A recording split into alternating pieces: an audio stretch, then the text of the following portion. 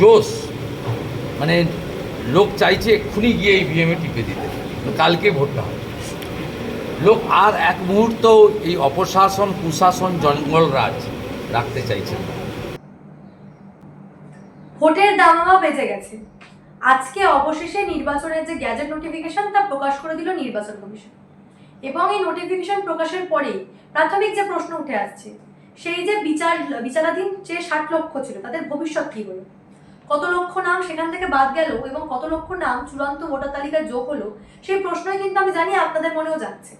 আজকে আপনাদের সমস্ত প্রশ্নের উত্তর দেবো যে এখনো পর্যন্ত ঠিক কত নাম বাদ গেল এবং কত নাম ভোটার তালিকায় যোগ হলো, এবং সবচেয়ে বড় কথা ঠিক কত তারিখ পর্যন্ত এই মনোনয়ন জমা দিতে পারবেন প্রার্থীরা। এবং ইতিমধ্যে শুভেন্দু অধিকারী তিনি যে মনোনয়ন দিয়ে ফেলেছেন এবং সেখান থেকে মমতা বন্দ্যোপাধ্যায়ের উদ্দেশ্যে ঠিক কি বার্তা দিচ্ছেন আজকের প্রতিবেদনে সমস্ত কিছু আপনাদের দেখাবো। অন্যদিকে কমিশন কিন্তু একটা বড় চমক রয়েছে, একের পর একাধিক বড় বড় সিদ্ধান্ত কমিশন নিয়েছে এবং সেই সিদ্ধান্তের ফলাফল কি হতে চলেছে সামনের নির্বাচনে সেটাও কিন্তু আলোচনা করব। তার জন্য এই প্রতিবেদন সম্পূর্ণ দেখুন।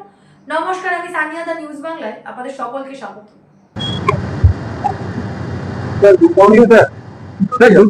দুটো কোশ্চেন, নোটিফিকেশন কি এখনো হয়েছে? ফার্স্ট পেজে হয়ে গেছে।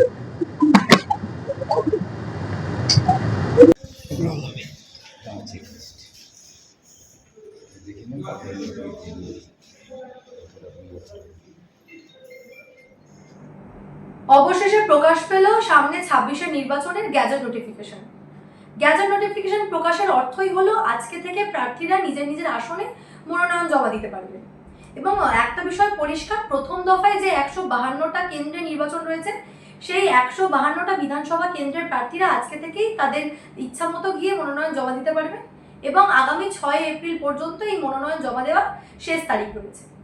তবে নির্বাচনের নির্ঘণ্ট প্রকাশের পরেই প্রাথমিক যে প্রশ্ন উঠে আসে, 28 তারিখ যে চূড়ান্ত ভোটার তালিকা বেরিয়েছিল, সেই ভোটার তালিকা বেরানোর পর যে 60 লক্ষ নাম এখনো পর্যন্ত বিবেচনাধীন ছিল তাদের ভবিষ্যৎ কি হলো, সেই 60 লক্ষের মধ্যে কত নাম এখনো পর্যন্ত বাদ গেল এবং কত নাম চূড়ান্ত ভোটার তালিকায় যোগ হলো, সেই প্রশ্ন কিন্তু থেকেই যাচ্ছে। একেবারে যদি সেই প্রশ্নের যদি আপনাদের উত্তর দিতে হয় তাহলে প্রথম হিসাবে আসি, 60 লক্ষ বিবেচনাধীন তালিকায় ছিল। সেই 60 লক্ষের মধ্যে প্রথম যখন সাপ্লিমেন্টারি তালিকা বেরিয়েছিল, প্রথম সাপ্লিমেন্টারি তালিকায় 12 লক্ষের নাম বাদ চলে গেছে।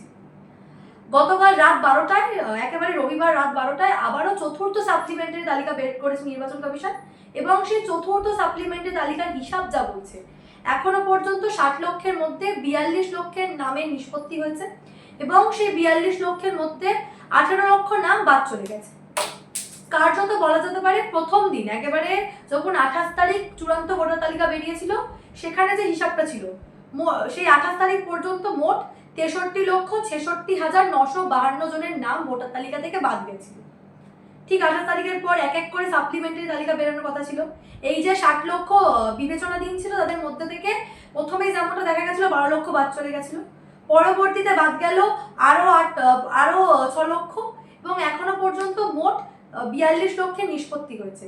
60 লক্ষের অর্থাৎ 60 লক্ষের মধ্যে 42 লক্ষের বিচার বিবেচনা হয়ে গেছে এবং সেখান থেকে মোট 18 লক্ষ নাম বাদ যাচ্ছে। এবার যদি প্রথম দিনের সংখ্যা সেই 63 লক্ষের সঙ্গে 18 লক্ষ যোগ করি, তাহলে এখনো পর্যন্ত মোট 84 লক্ষের কাছাকাছি নাম বাদ যাচ্ছে। এবং অন্যদিকে যে 20 লক্ষ এখনো বাকি রয়েছে, অর্থাৎ 60 লক্ষের মধ্যে থেকে 42টাকে 40 ধরি, যদি 40 বাদ চলে যায়, প্রায় 20 লক্ষের কাছাকাছি নাম এখনো বাকি আছে নিষ্পত্তির জন্য। সেই 20 লক্ষের যখন নিষ্পত্তি হবে সেখান থেকে কিছু সংখ্যক নাম বাদ যাবে। যদি 40% নামও বাদ যায় ধরে নিই, তাও প্রায় কিন্তু 94 থেকে 95 লক্ষের কাছাকাছি নাম বাদ যাচ্ছে। অর্থাৎ একদম প্রথমে আমরা যে হিসাব করেছিলাম যে পশ্চিমবঙ্গে যদি 1 কোটির কাছাকাছি নাম বাদ না যায়, তাহলে ধরে নিতে হবে এসআইআর প্রক্রিয়া সঠিকভাবে হয়নি। তাহলে এখনো পর্যন্ত হিসাব যা বলছে, সেই হিসাবটা যদি মিলিয়ে দেখা হয়, প্রায় 94 থেকে 95 লক্ষের কাছাকাছি নাম কিন্তু শেষমেশ ভোটার তালিকা থেকে বাদ যাচ্ছে। অর্থাৎ এই যে প্রথমের যে 1 কোটির হিসাব, তা খানিকটা হলেও মিলে যাচ্ছে। এবার প্রশ্ন হলো, এই যে 60 লক্ষের বিচার বিবেচনা হয়ে যাওয়ার পর এই 94 লক্ষ নাম বাদ চলে যাওয়ার পরেও আগামীতে কি হতে চলেছে। একেবারে যে মনোনয়ন জমা দেওয়ার পর্ব ইতিমধ্যে শুরু হয়ে গেছে। আজকে যেমন শুভেন্দু অধিকারী বৃহৎ একটি জনসভা করেছেন এবং জনসভার শেষে একটি শোভাযাত্রা করে মনোনয়ন জমা দিতে গেছেন। নন্দীগ্রামে প্রার্থী হিসাবে গিয়ে তিনি হলদিয়ার বিডিও অফিসে জমা দিয়ে এসেছেন নিজের মনোনয়নপত্র, এবং সেই মনোনয়নপত্র জমা দেওয়ার যে শোভাযাত্রা, সেই শোভাযাত্রায় কিন্তু বহু সংখ্যক মানুষ পা মিলিয়েছেন, এবং সেখান থেকে শুভেন্দু অধিকারী দাবি করছেন যে যেদিন তিনি ভবানীপুরে মনোনয়নপত্রের শোভাযাত্রা করবেন সেদিন কিন্তু আরো মানুষ যোগদান করবে। অর্থাৎ সামনে 26-এর নির্বাচনকে একেবারে ভবানীপুরকে পাখির চোখ করে এগোচ্ছেন তিনি, এবং পাশাপাশি নন্দীগ্রাম তো রয়েছেই। অর্থাৎ আবারও নন্দীগ্রামে মনোনয়নপত্র জমা দিতে গিয়ে মমতা বন্দ্যোপাধ্যায়কে কড়া চ্যালেঞ্জ ছুড়ে দিলেন শুভেন্দু অধিকারী। কি বলছেন তিনি সেটাও আপনাদের একবার দেখাবো।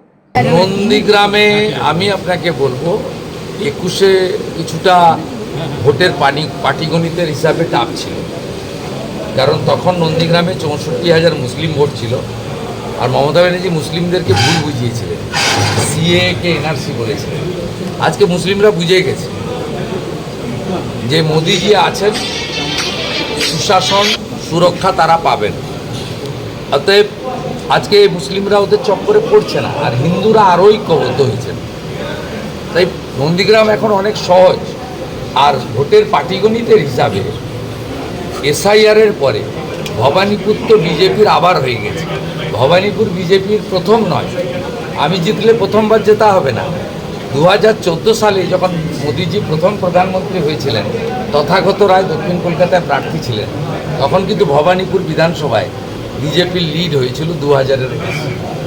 অতএব ভবানীপুর বিজেপির চুরি চাম্পারি ছাপ্পা অবৈধ অনুপ্রবেশকারী মৃত ফেক ভোটার দিয়ে মমতা ব্যানার্জি ভোটে জিততেন, যেটা এসআইআরের পরে সম্ভব নয়। আর মোদিজি ওখানে আমাকে দাঁড় করিয়েছেন, নিতিন নবীনজি দাঁড় করিয়েছেন গুন্ডামি রোখার জন্য। 23 তারিখ পর্যন্ত নন্দীগ্রামে থাকবো, রাজ্যেও থাকবো। 24 তারিখ সকাল থেকে ভবানীপুরে থাকবো। 29 তারিখে মমতা ব্যানার্জিকে হারানোর কাজ শেষ করে তারপরে স্ট্রং রুম সিল করে ভবানীপুর ছাড়বো। 4 তারিখে দেখা হবে। সৌভাগ্যবান আমাদের কেন্দ্রীয় মন্ত্রী ধর্মেন্দ্র প্রধানজি 21-এও আমাকে শুভেচ্ছা আশীর্বাদ উনি আমার থেকে বড় ভাই দিয়ে গেছিলেন। আজকেও সারাদিন আমার সঙ্গে ছিলেন নমিনেশন ফাইলে। আমি সকালে মাননীয় স্বরাষ্ট্রমন্ত্রী অমিত শাহজির ফোন পেয়েছি, মাননীয় ভূপেন্দ্রজির ফোন পেয়েছি, শ্রমিক ভট্টাচার্যের ফোন পেয়েছি, এবং জেপিএস রাঠোর দিলীপ দা আমার সঙ্গ দিয়েছে। আমি আমার নেতৃত্বের প্রতি কৃতজ্ঞ যে তারা আমার উপর আস্থা বিশ্বাস ভরসা অটুট রেখেছেন। আমার বাকি কাজ জনগণকে সাথে নিয়ে সব জায়গায় পদ্মফুল ফোটানো, সেটা আমি করার চেষ্টা করব। এবং আমার বিশ্বাস, আমি 21-এর নমিনেশনের র্যালিও দেখেছি, ধর্মেন্দ্রজি বলছিলেন যে ইসবার তো 3 গুণা হুয়া। আর জোশ মানে লোক চাইছে এক্ষুনি গিয়ে ইভিএমে টিপে দিতে, কালকে ভোটটা হয়। লোক আর এক মুহূর্ত এই অপশাসন কুশাসন জঙ্গলরাজ রাখতে চাইছে না। বাকিটা বৃক্ষতমিকে ফলে না পরিচয়। ইতিমধ্যে কিন্তু একের পর এক কড়া পদক্ষেপ কমিশন নিয়েই চলেছে। রাতারাতি 184 জন আধিকারিকের বদলি করিয়ে ফেলেছে।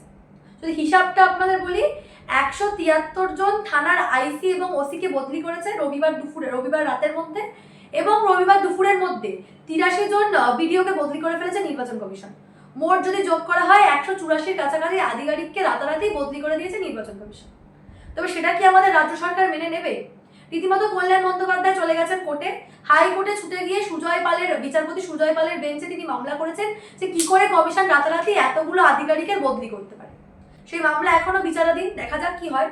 তবে একটা বিষয় পরিষ্কার, এই নির্বাচন নিয়ে কমিশন কোনো প্রকার কোনো গাফিলতি একেবারেই মেনে নিচ্ছেন না, এবং সামনে 26-এর নির্বাচন কি করে কেন্দ্রীয় বাহিনী দিয়ে শান্তিপূর্ণভাবে কমিশন করাতে পারে সেই দিকেই কিন্তু কড়া নজরদারি করছে। এবং প্রথমে যেমনটা বললাম, আজকে থেকে নির্বাচনের দামামা বেজে গেছে। 152টা আসনে প্রথম দফার যে নির্বাচন, সেই নির্বাচনের গ্যাজেট নোটিফিকেশন প্রকাশ করে দিয়েছে কমিশন। এখন দেখার বিষয় এই 23শে এপ্রিল কিভাবে শান্তিপূর্ণ ভোট করাতে কমিশন সক্ষম হয়, এবং যে পদক্ষেপগুলো কমিশন একের পর এক নিয়েছে, একের পর এক ট্রান্সফার থেকে বদলি থেকে শুরু করে বিভিন্ন যে পদক্ষেপ, তা কতটা কার্যকরী হয় সেটাই এখন দেখার। এই বিষয় নিয়ে আপনারা কি ভাবছেন? আপনাদের মূল্যবান এবং গুরুত্বপূর্ণ মতামত অবশ্যই আমাকে জানাবেন দ্য নিউজ বাংলার কমেন্ট সেকশনে, এবং দেখতে থাকুন দ্য নিউজ বাংলা। জেনে রাখবেন, রাজ্য রাজনীতির এই ধরনের কোনো ঘটনায় কিন্তু আমরা চেপে রাখতে দেবো না।